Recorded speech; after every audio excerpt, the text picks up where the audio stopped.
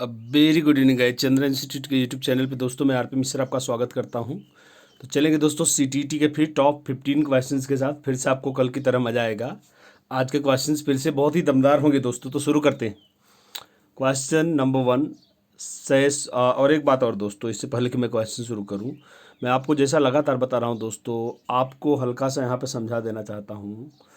Primary plus junior, ये दोनों के लिए प्रैक्टिस है। बार बार आपको कह रहा हूँ, आप लोग अभी भी कह रहे हैं कि जूनियर के देखिए दोस्तों, ये पेपर से ही उठाए गए क्वेश्चन पिछले 5-6 दिनों से करा रहा हूँ। ये क्वेश्चन पेपर से उठाए गए हैं, पर शुरू में जो लगभग 150-200 क्वेश्चन मैंने आपको पढ़ाए थे अपने से लिख करके, वो क्वेश्चन ज़्यादा सॉलिड थे, क्योंकि इन कई क्वेश्चंस को एक ही क्वेश्चन में लेने की कोशिश की गई थी।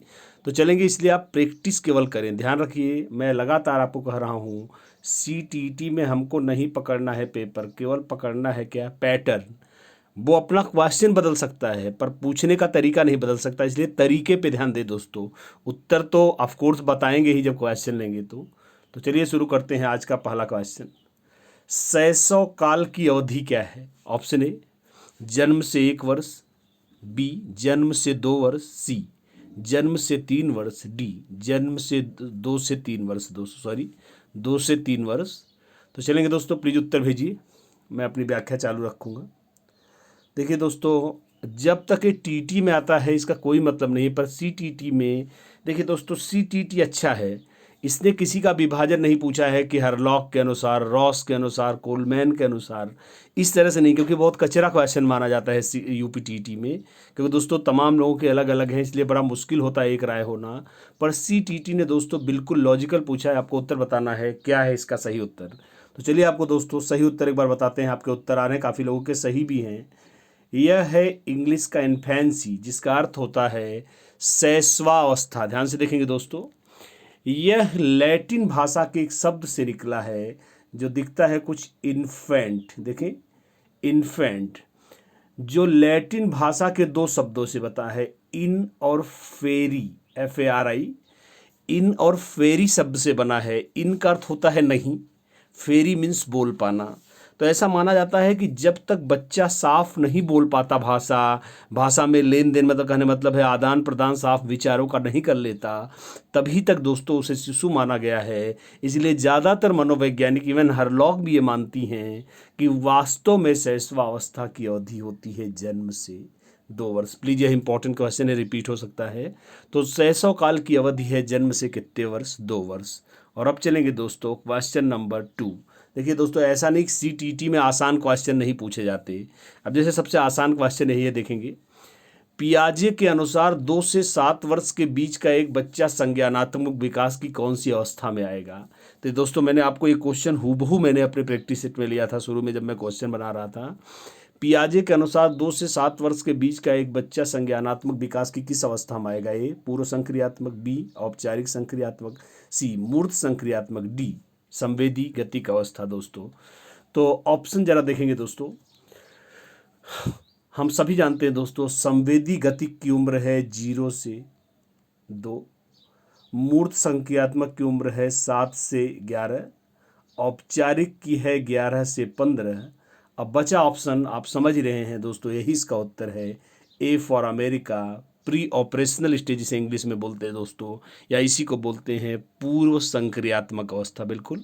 क्वेश्चन नंबर 3, विकास किससे किसकी ओर बढ़ता है? बट देखिए, तो मैंने कल एक इसी टाइप का क्वेश्चन लिया था। विकास किससे किसकी ओर बढ़ता है? ऑप्शन ए सामान्य से विशिष्ट की ओर, ऑप्शन बी जटिल से कठिन की ओर, ऑप्शन सी विशिष्ट से सामान्य की ओर, ऑप्शन डी साधारण से आसान की ओर। तो दोस्तों हम सभी जानते हैं, मैंने आपको कल अगर देखा होगा सुपर टीटी में इसी तरह का क्वेश्चन लिया था दोस्तों। हम चलेंगे, शुरू करेंगे। मैं एक बार आपको अपने तरीके से समझाने की कोशिश करता हूँ। देखिए, मानव शिशु का जन्म कैसे होता है? माता के द्वारा जो अंडाणु और पिता के द्वारा जो मिलते हैं शुक्राणु, इनसे जो सेल बनती है, इसको हम याद करिए क्या बोलते हैं? जाइगोट। क्या बोलते हैं? युग्मनज, जो एक अंडे की तरह दिखता है, एक नॉर्मल एग की तरह दोस्तों। पर क्या मानव शिशु वो आपको अंडे की तरह दिखता है? क्या अंडे में आपको हाथ पैर बाल दिखते हैं? नहीं। उंगलियां दिखती है? नहीं। पर मानव शिशु में तो दिखते हैं दोस्तों। तो मैंने आपको क्या बोला था कि शुरुआती विकास सरल होता है, जबकि बाद की आकृति क्या होती है दोस्तों, जटिल होती है। मैंने आपको गेहूं के पौधे और गेहूं के बीज का उदाहरण दिया था दोस्तों।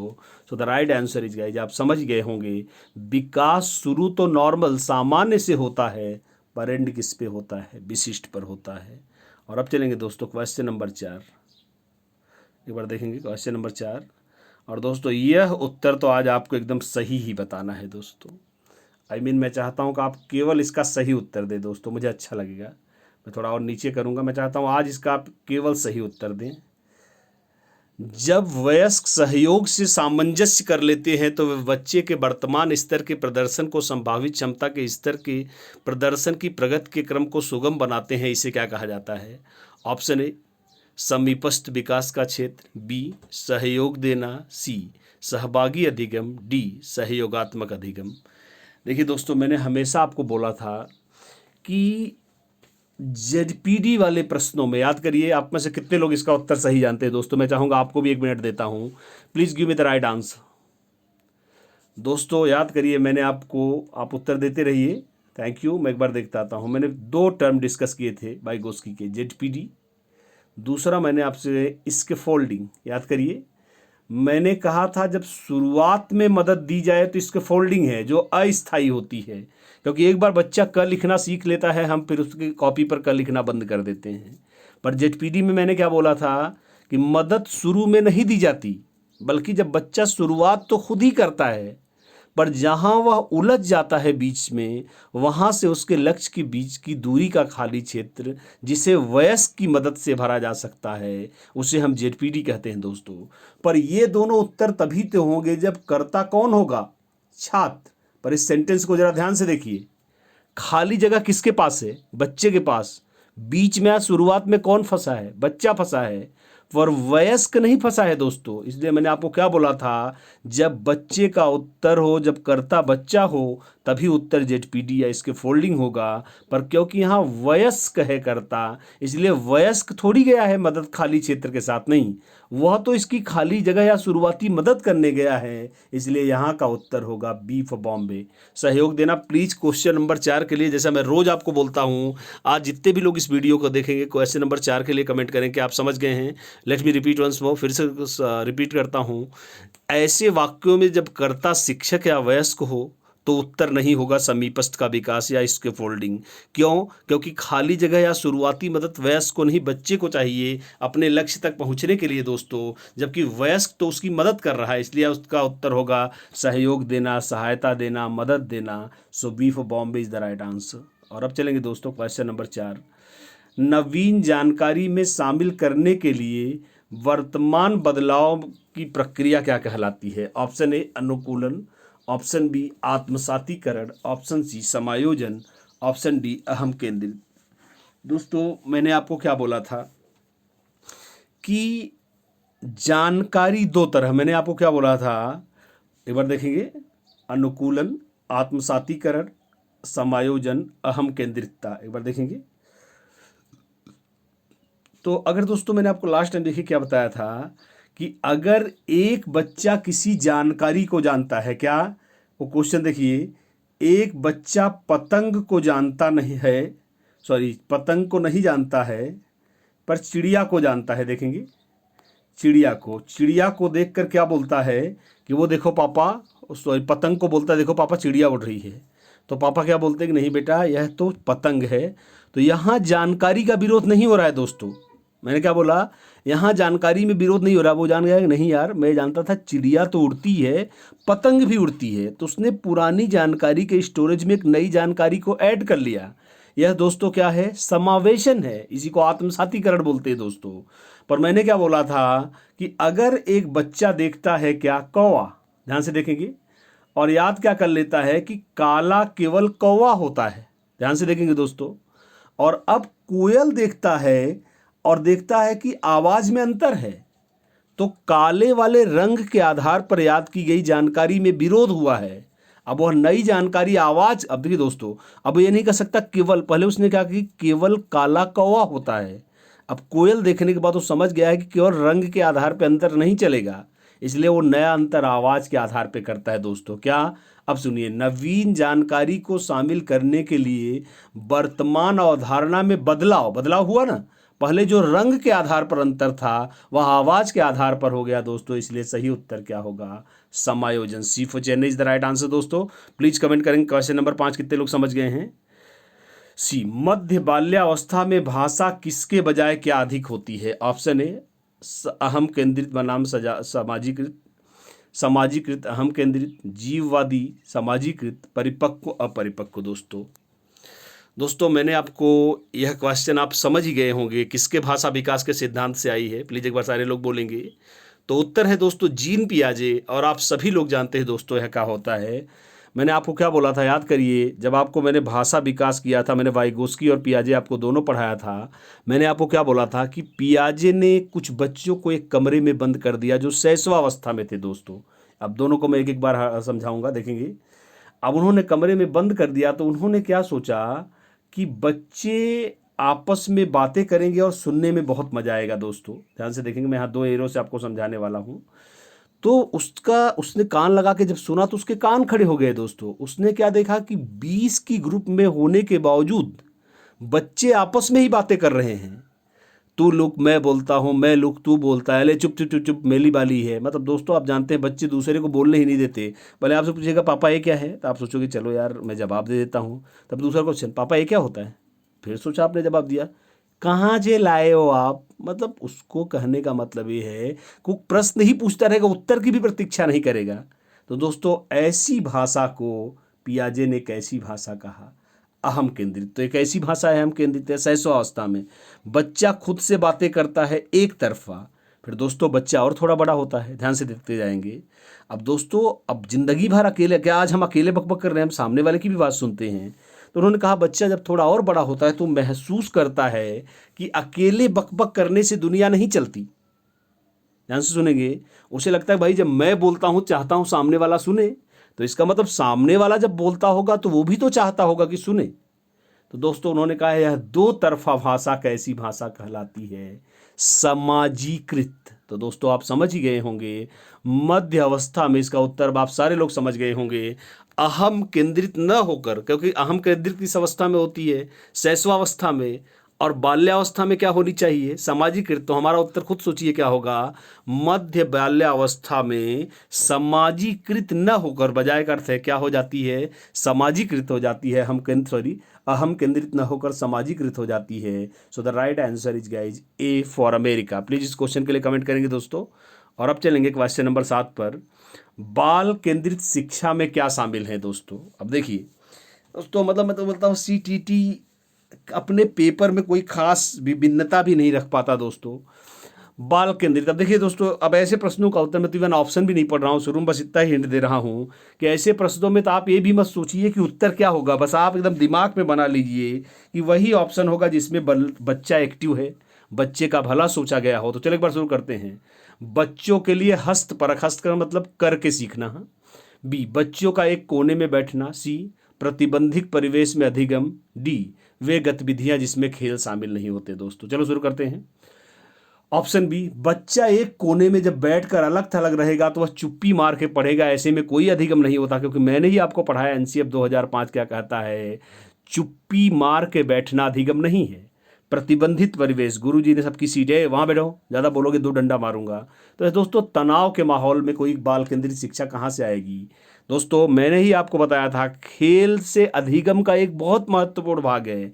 तो खेल ना दिखवाना तो बच्चे को बुड्ढों की तरह पढ़ाना हो गया, एकदम गलत है दोस्तों। तो वैसे तो इसका उत्तर साफ ही दिख रहा था दोस्तों, वह अधिगम जहां बच्चे कर हस्तपरक अर्थ है करके सीखना, क्रियाकलापों द्वारा सीखना। So I hope you understand guys. 7th का A is the right answer. Question number 8, कक्षा अध्यापक ने राघव को अपनी कक्षा में अपने कीबोर्ड पर स्वयं द्वारा तैयार किया गया मधुर संगीत बजाते हुए देखा तो हार्वर्ड गार्डनर के अनुसार माधव में कौन सी बुद्धि उच्च स्तरीय थी? देखिए दोस्तों, मैंने शुरू में ही आपको बोला था कि बुद्धियां 10 प्रकार की होंगी, पर एक वातावरण किसी एक के लिए ही अनुकूल मिल पाता है, इसलिए एक टॉप पर जाएगी बाकी। तो दोस्तों याद करिए सही उत्तर क्या है? तो दोस्तों क्योंकि स्थानिक बुद्धि, एक बार फिर से रिवाइज करो, आप में शायद कुछ लोग पहली बार देख रहे होंगे, एक बार व्याख्या देता हूँ। शारीरिक गतिबोधक, जिसे शारीरिक बोलते हैं, गतिक का अर्थ हुआ। बी संगीतमय, सी भाषाई। दोस्तों मैंने क्या बोला था कि जिसके लिए स्थान और क्रम महत्वपूर्ण हो उसके लिए कैसी बुद्धि होगी? कलाकार, जैसे चित्रकार, कोई चित्र में सर की जगह पैर बनाएगा। मैंने क्या बोला था कि कार्टून में भी होती इसका, जो कार्टून खींचता है, जरा सोचिए, नाक बड़ी बनाता है, कान बड़ा बनाता है, पर कभी नाक की जगह कान बनाता है दोस्तों? नहीं। वह भी ध्यान रखता है स्थान और क्रम का, इसलिए उसमें पाई जाती है स्थानिक बुद्धि। मैप बनाने वाला कश्मीर को अगर नीचे दिखाएगा तमिलनाडु की जगह, क्या आप वो मैप पसंद करोगे? नहीं। यहाँ केवल मैप बनाना ही इंपॉर्टेंट नहीं है दोस्तों, बल्कि क्या इंपॉर्टेंट है? सही क्रम, सही जगह। तो ऐसे लोगों में स्थानिक बुद्धि।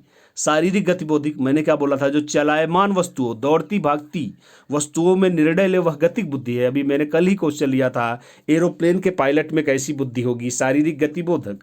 सी संगीतमय, दोस्तों मैंने क्या बोला था? लता मंगेशकर, कुमार सानू में कैसी बुद्धि होगी? संगीतमय। जो आपका उत्तर भी है दोस्तों, आप समझ ही गए होंगे, सी इज द राइट आंसर, क्योंकि संगीत की बात चल रही है।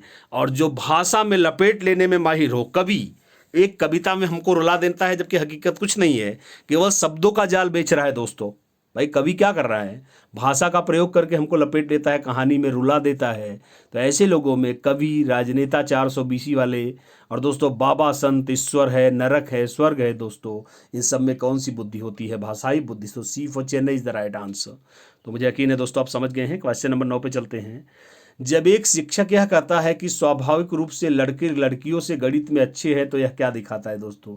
ये तो मैंने दोस्तों, यकीन है कि सारा क्लास, जितने लोग इसमें ऑनलाइन देख रहे हैं दोस्तों, सब समझ गए हैं। मैंने क्या बोला था कि बिना प्रमाण, एक बार फिर से देखेंगे दोस्तों, बिना प्रमाण के कुछ कहना लिंग पक्षपात है, जिसे हम, एक और शब्द है पूर्वाग्रह, फिर सुनना, बिना प्रमाण के कुछ भी कहना पक्षपात है दोस्तों। जैसे यूपी के लोग बहुत बुद्धिमान होते हैं दोस्तों, क्या यह किसी वैज्ञानिक ने बताया है? नहीं। कोई अमेरिका में बता रहा है रिसर्च करके? नहीं। यह तो हम जबरदस्ती बोल रहे हैं दोस्तों, बकवास है, यह पक्षपात है, पूर्वाग्रह है। अब यही अगर स्त्री और पुरुष को बेस मानकर बनेंगे दोस्तों, तो क्या हो जाएगा? लिंग या जेंडर पक्षपात, जेंडर बायस बोलते हैं दोस्तों इसे। दोस्तों क्या किसी वैज्ञानिक, अरे भाई जब लड़का गणित पढ़ सकता है, लड़की भी तो गणित पढ़ सकती है, पर हमने एक धारणा बना ली कि नहीं यार लड़कियों को गणित नहीं आती, उनको तो कला सिखाओ। तो दोस्तों यह रूढ़िवाद है, पूर्वाग्रह है, मिथक है दोस्तों। इसलिए क्योंकि इसमें जेंडर की बात की गई है, इसलिए मुझे यकीन है दोस्तों आप समझ गए होंगे। लिंग या जेंडर पक्षपात, दोस्तों हमेशा आपको बता रहा हूँ, कई भी ये प्रश्न हर साल आता है। जैसे लड़कियों को जीन्स नहीं पहननी चाहिए दोस्तों, सुनने में एक बार आपको लगेगा नहीं यार ये ठीक कथन है, लेकिन दोस्तों क्या जीन्स, लड़कों के साथ जीन्स की कॉपीराइट हुई है या कोई उन्होंने रजिस्ट्री करा रखी? नहीं भाई जीन्स तो हम ही पहनेंगे दोस्तों। लड़का अगर जीन्स पहन सकता है, लड़की भी पहन सकती है। तो यह दोस्तों क्या है? एकमात्र अवधारणा है, अंधविश्वास है। So the right answer is guys लिंग पक्षपात, जेंडर बायस। और अब चलेंगे दोस्तों क्वेश्चन नंबर 10 पर। क्वेश्चन नंबर 10, समावेशी शिक्षा मानती है हमें किसको किसके अनुसार बदलना है? दोस्तों ये मैंने पहले ही अपनी प्रैक्टिस में लिया था, आपको देखिए पेपर में हूबहू ऐसे ही आया है। ए बच्चे को व्यवस्था के अनुसार, बी व्यवस्था को बच्चे के अनुसार, सी परिवेश को परिवार के अनुसार, डी बच्चे को परिवेश के अनुसार। तो दोस्तों मुझे यकीन है आप समझ ही गए हैं वो मास्टर ट्रिक दोस्तों, जो हमेशा है, कोई भी उत्तर, लगातार बोल रहा हूँ, कोई भी उत्तर दो पर एक बार विचार जरूर करो बाल केंद्रित शिक्षा पर, क्योंकि कोई भी कथन सीटीटी में ऐसा क्वेश्चन आपका उत्तर नहीं होगा जो बाल केंद्रित शिक्षा का हनन हो दोस्तों। अब देखिए, अगर बच्चे को व्यवस्था के अनुसार बदल देंगे तो व्यवस्था में तो गुरुजी हावी ही हैं, तो यह तो शिक्षक केंद्रित शिक्षा हो गई। परिवेश को परिवार, तो इसमें बच्चा तो है ही नहीं दोस्तों। देखिए दोस्तों कैसे ऑप्शन रिजेक्ट करते हैं। ऑप्शन ए क्यों रिजेक्ट हुआ कि बच्चे को व्यवस्था के अनुसार बदल देंगे, तो व्यवस्था तो शिक्षक केंद्रित ही है। और दोस्तों ऑप्शन बी, अगला देखेंगे ऑप्शन सी, परिवेश को परिवार और बच्चे को परिवेश कर देंगे तो भी तो वही हुआ, इसलिए सारे ऑप्शन रिजेक्ट हो गए दोस्तों। B is the right answer. कैसे? व्यवस्था क्या है? शिक्षक केंद्रित है, परंपरा काहे की चली आ रही, गुरु जी शिक्षा में हावी हैं, उधर बैठो इधर बैठो, तुमको कुछ नहीं आता, चुप रहो, बहुत मारूंगा। तो दोस्तों यह तो व्यवस्था है, पर इसे किसके अनुरूप बनाना है? बच्चे के अनुरूप, तभी तो समावेशी बाल केंद्रित शिक्षा बनेगी दोस्तों। B for Bombay is the right answer. Please एक बार कमेंट करेंगे। क्वेश्चन नंबर 11, बच्चों में ज्ञान की रचना करने और अर्थ का निर्माण करने की क्षमता होती है, इस परिप्रेक्ष्य में शिक्षक की भूमिका क्या होती है? एक बार देखेंगे, इस परिप्रेक्ष्य में शिक्षक की भूमिका क्या होती है। दोस्तों मैं आपको लगातार बता रहा हूँ, थोड़ा मैं नीचे लूँगा ताकि आप क्वेश्चन देख पाएँ। चलते हैं, शुरू करते हैं। इस परिप्रेक्ष्य में शिक्षक की भूमिका क्या है? दोस्तों मैंने हमेशा याद करिए आपको क्या बोला, एक बार ऑप्शन देखेंगे। तालमेल बैठाने वाले की, बी संप्रेषक और व्याख्याता की, सी सुगमकर्ता की, डी निर्देशक की। तो दोस्तों मैंने जैसा आपको हमेशा बोला कि दोस्तों बच्चे में मैंने क्या बोला था कि आप गुरुजी हैं, गोल्ड मेडलिस्ट हैं, आपको क लिखना आता है, पर कक्षा 1 में गए हैं तो आप थोड़ी बोलेंगे कि नहीं यार मैं क क्यों सिखाऊं, मैं तो बड़ा ज्ञानी हूं। भैया आपका अपने लिए थोड़ी सिखा रहे हो, आप तो बच्चे के लिए सिखा रहे हो दोस्तों। तो आपको बच्चे बाल केंद्रित शिक्षा में किसके अनुसार ढालना होगा? दोस्तों उत्तर है बच्चे के अनुसार। तो ज़्यादा टीचर बनने की जरूरत नहीं है, ज़्यादा ज्ञान बंटने की जरूरत नहीं दोस्तों। आपको बच्चे के ज्ञान को आसान बनाने का माध्यम बनता है दोस्तों। इसलिए आप समझ गए हैं दोस्तों, the right answer is C. मैंने आपको पहले भी कही बोला था, क्या शिक्षक वह नहीं है जो ज्ञान बांटे। बाल केंद्रित शिक्षा में गुरुजी के भगवान वाले अवतार को छीन लिया गया है। गुरुजी ज्ञान के भंडार है, सब बकवास है दोस्तों। जैसे बच्चा है वैसे ही टीचर भी है, दोनों को प्रजातांत्रिक शिक्षा में बराबर माना गया है। शिक्षक के रूप में अगर आप ज़्यादा जानते हैं तो आप आसान बनाओ, सीखेगा तो वो अपनी ही गति से। भाई अगर आपको क लिखना आता है तो कौन सा बच्चा एक ही दिन में क लिखेगा? वह तो 2 महीने में ही लिखेगा। बस आपको आसान कैसे बनाना है यह बताना है। I hope you understand guys, C is the right answer. Question number 12, इनमें से कौन सी विशेषता प्रतिभाशाली बच्चों की नहीं है? ऑप्शन ए उच्चतर श्रेणी की मानसिक प्रक्रियाएं, उच्च आत्म क्षमता, सी निम्न औसती मानसिक प्रक्रियाएं, डी अंतर्दृष्टि पूर्वक समस्याओं का समाधान करना। दोस्तों मैंने कई लेक्चर में बोला कि प्रतिभाशाली बालक एक महान उपहार होता है दोस्तों, हर जगह नंबर 1। मैं लगातार बोल रहा हूँ, यह मत सोचना केवल अच्छे कामों में ही। इसीलिए कहते हैं कि प्रतिभाशाली बालक को अगर आपने सही काम नहीं दिया तो वह समस्यात्मक बालक बन जाता है। इसका दिमाग बहुत तेज होता है, आप जो भी सिखाएंगे बहुत तेजी से सीखेगा दोस्तों। तो आप समझ ही गए हैं, उच्चतर श्रेणी की मानसिक प्रक्रियाएं तो पक्का होगी दोस्तों। ये सही है क्योंकि हमारे ऑप्शन में नहीं पूछा है, इसलिए यह हमारा उत्तर नहीं होगा। उच्च आत्म क्षमता, इसके अंदर क्षमता, आप सवाल दोगे सूत्र गलत हो जाएगा, इधर उधर एडजस्ट करके निकाल लेगा दोस्तों। अंतर्दृष्टि पूर्वक, अचानक ही जोड़ नहीं यार, अच्छा ये नहीं ठीक है, वो वाला सूत्र लगेगा। मतलब दोस्तों अचानक वो सेट कर लेगा, हाँ यार नहीं नहीं ठीक है। पर मंद बुद्धि बालक की क्षमता है क्या? सी। दोस्तों निम्न औसती मानसिक प्रक्रिया होगा तो काहे का प्रतिभाशाली बालक। मैंने क्वेश्चन आपको एक बार और भी लिया था कि अगर वो निम्न स्तर की सोच मानसिक, भाई मानसिक शक्ति बुद्धिलब्धि ही तो ज़्यादा है, इसीलिए उसे क्या कहा गया है? प्रतिभाशाली बालक। जब वही कम हो जाएगी दोस्त तो काहे का प्रतिभाशाली बालक। मुझे यकीन है आप समझ गए हैं, C for Chennai is the right answer. Question number 13, Kohlberg के नैतिक विकास के सिद्धांत के, बहुत बढ़िया क्वेश्चन, मैंने इसको लिया था पहले भी।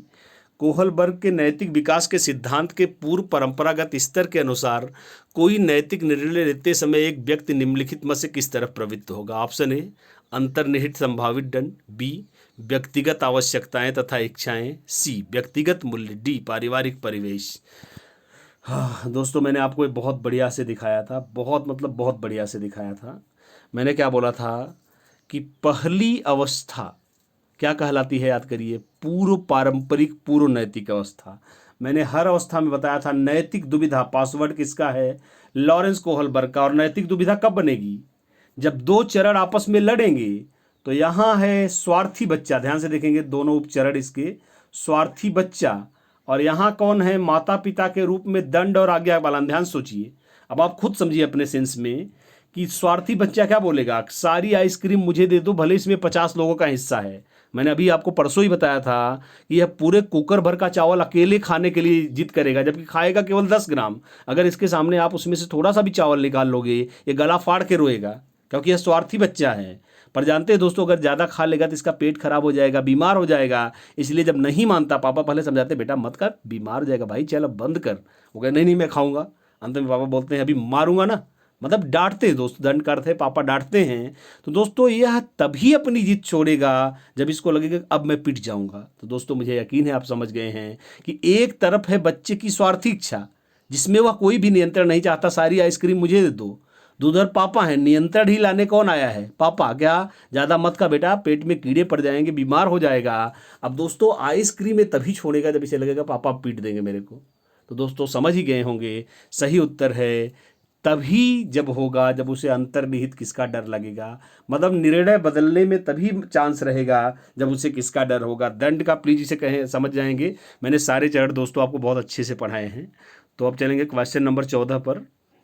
देखेंगे, शिक्षार्थियों अधिगमकर्ता की वैयक्तिक विभिन्नताओं के संदर्भ में, दोस्तों लगातार बोल रहा हूं कि ऐसे एक क्वेश्चन के लिए तैयार रहिएगा। वैयक्तिक विभिन्नता दोस्तों एक बहुत महत्वपूर्ण बिंदु है सीटीटी का। देखेंगे, मैं एक बार चाहता हूँ क्वेश्चन आप देख लें। विद्यार्थियों की वैयक्तिक विभिन्नताओं के संदर्भ में शिक्षिका को क्या चाहिए। मैं क्वेश्चन हटा रहा हूँ ताकि आपको मैं अपने शब्दों में, लहजों में, आसान भाषा में बता सकूं। मतलब कह रहा है अगर आपके कक्षा में विविध प्रकार के बच्चे हैं तो आप कैसे पढ़ाओगे। ऑप्शन ए, विविध प्रकार की अधिगम परिस्थितियों को उपलब्ध कराना। दोस्तों ट्रिक वही चल रही है, निगमनात्मक पद्धति के आधार पर समस्याओं का समाधान करना। सी, कलन विधि या एल्गोरिदम का प्रयोग करना। डी, याद करने के लिए विद्यार्थियों को तथ्य उपलब्ध कराना। दोस्तों एक बात समझिए, मैंने आपको क्या बोला था कि विविध प्रकार, मतलब इसमें दोस्तों तो मतलब ऑप्शन बी सी डी अगर आप ध्यान से देखो तो यूजलेस है, इसमें कोई वैयक्तिक विभिन्नता की बात ही नहीं की गई है दोस्तों। उत्तर तो पहले से ही पता है कि क्या है दोस्तों। उत्तर हमेशा क्या था, ये मैंने क्या बोला था कि मंद बुद्धि और कुशाग्र बुद्धि बालक को एक जैसा नहीं पढ़ा सकते। अगर बच्चे विविध प्रकार के हैं तो परिस्थितियां भी अधिगम की विविध प्रकार की होंगी। वैसे तो आप ये उत्तर समझ ही गए हैं दोस्तों, फिर भी ऑप्शन बता देता हूं। निगमन तो किसी बच्चे के लिए हो सकता है, इसमें वैयक्तिक विभिन्नता क्या है। कलन विधि सभी के लिए होती है, रट्टा सभी मार सकते हैं दोस्तों, जिसमें विविधता वाली कौन सी बात है दोस्तों। मैंने हमेशा बोला कि अगर वैयक्तिक विभिन्नता पे आप कोई भी क्वेश्चन पाते हैं तो आपका उत्तर वही होगा जिसमें अंतरों को ध्यान में रखा गया है दोस्तों। ऐसे किसी उत्तर के चक्कर में मत पड़िएगा जिसमें, मैंने याद करिए क्या रोका था, समान शिक्षण, समान पाठ्यक्रम, क्योंकि दोस्तों यह वैयक्तिक विभिन्नता का क्या माना जाएगा, हनन माना जाएगा। और अब चलेंगे दोस्तों क्वेश्चन नंबर, ये हमारा क्वेश्चन नंबर 14 था दोस्तों, और अब चलेंगे क्वेश्चन नंबर 15। निम्नलिखित में से कौन सा बाल विकास का सिद्धांत नहीं है दोस्तों। मुझे यकीन है मैंने आपको इतना बढ़िया से कराया, आप इसका उत्तर बता पाएंगे। बढ़ते हैं, को अंदर ले लिया ताकि हम क्वेश्चन देख पाएं। निम्नलिखित में से कौन सा बाल विकास का सिद्धांत नहीं है। पहले एक बार क्वेश्चन देख लेते हैं। ऑप्शन ए, सभी विकास एक क्रम का पालन करते हैं। बी, विकास के सभी क्षेत्र महत्वपूर्ण हैं। सी, मैंने बहुत बढ़िया से इसको समझाया था, सभी विकास परिपक्व तथा अनुभव की अंतःक्रिया का परिणाम होते हैं। डी, सभी विकास तथा अधिगम एक समान गति से बढ़ते हैं। दोस्तों चलते हैं, मैंने आपको क्या बोला था दोस्तों, शैशवावस्था के बाद ही आएगी बाल्यावस्था। अब कोई पिता खूब खिलाए बच्चे को तो एकाएक 50 साल का थोड़ी हो जाएगा खा करके। उम्र तो भाई, उम्र का पड़ाव तो एक क्रम में, निश्चित क्रम में आएगा। इसलिए आप समझ गए हैं ऑप्शन ए पहले से सही था, अभी भी सही है दोस्तों। हमको गलत लेना है, नहीं है, इसलिए मैंने नहीं है लिया हुआ है। विकास के सभी क्षेत्र महत्वपूर्ण है। याद करिए मैंने आपको क्या बोला था कि अगर विकास का शारीरिक विकास खराब होता है तो ऑटोमेटिकली मानसिक विकास खराब हो जाएगा, क्योंकि ये आपस में जुड़े हैं। और मैंने इसको आपको क्या बताया था, अंतः संबंध का सिद्धांत। सभी विकास परिपक्वता, मैं तो ये अनुभव भी नहीं ले रहा हूँ, परिपक्वता का ही ले रहा हूँ एक वर्ड। अब दोस्तों कोई बच्चा अब हमको आपको बोले भाई 20 किलो सब्जी उठा के, 20 किलो गेहूँ उठा के 10 मीटर आगे रख दो, हम तो एकदम हवा में उठाएंगे, तुरंत रख देंगे दोस्तों। पर क्या एक दिन का नवजात शिशु रख सकता है? नहीं, क्योंकि शरीर में परिपक्वता आने के बाद ही हम इतना वजन उठा सकते हैं दोस्तों। अर्थात ऊपर के सारे सही हैं, क्योंकि हमारा क्वेश्चन नहीं है इसलिए हमारे उत्तर नहीं होंगे दोस्तों। अब आया ऑप्शन डी, सभी विकास और अधिगम एक समान गति से आगे बढ़ते हैं। दोस्तों मैंने ही आपको उस दिन समझाया था कि शारीरिक विकास, ध्यान से देखेंगे मैं केवल ये लिख रहा हूं, शैशवावस्था में अत्यंत क्या होता है, तेज। बाल्यावस्था में फिर से क्या होता है, धीमा। फिर से किशोरावस्था में तेज। क्या देखा आपने, तेज, धीमा, तेज। और मैंने उस दिन आपको बताया था ना कि अधिगम का कैसा वक्र होगा, मिश्रित वक्र। कभी हम धीमा सीखते हैं, कभी तेज सीखते हैं दोस्तों। अर्थात विकास की यह असमान गति का सिद्धांत है जो कहता है कि विकास असमान गति से आगे बढ़ता है। पर यहाँ डी में क्या कहा गया है कि हमेशा एक ही गति से आगे बढ़ता है दोस्तों। इसलिए मुझे पूरा यकीन है आप समझ गए होंगे। इसका उत्तर है D for Denmark is the right answer दोस्तों, कि विकास एक समान गति से आगे नहीं बढ़ता, जबकि ये क्या कह रहा है, बढ़ता है। क्योंकि हमारे प्रश्न में है क्या आगे कौन सा सिद्धांत नहीं है, इसलिए the right answer is guys D for Denmark. तो चलिए दोस्तों, मुझे यकीन है आज के क्वेश्चन दोस्तों फिर से बहुत दमदार रहे हैं, बेसिक दोस्तों। अब मुझे फिर से एक बार आज कमेंट करेंगे कितने % कॉन्फिडेंस आप आया है, 50%, 60%, 70%, प्लीज़ कमेंट करें। और आज का स्कोर, मुझे यकीन है आज आपने ज़्यादा स्कोर किया होगा, तो दोस्तों आज का स्कोर भी बताएंगे मुझे कितना रहा आपका आज का स्कोर। तो चलिए दोस्तों, एंजॉय करते हैं। With this RP Mishra would like to close you guys. Thank you. Practice करते रहिए दोस्तों, लॉकडाउन का पालन करें दोस्तों, सेफ रहिए, मस्त रहिए। Good night guys, thank you.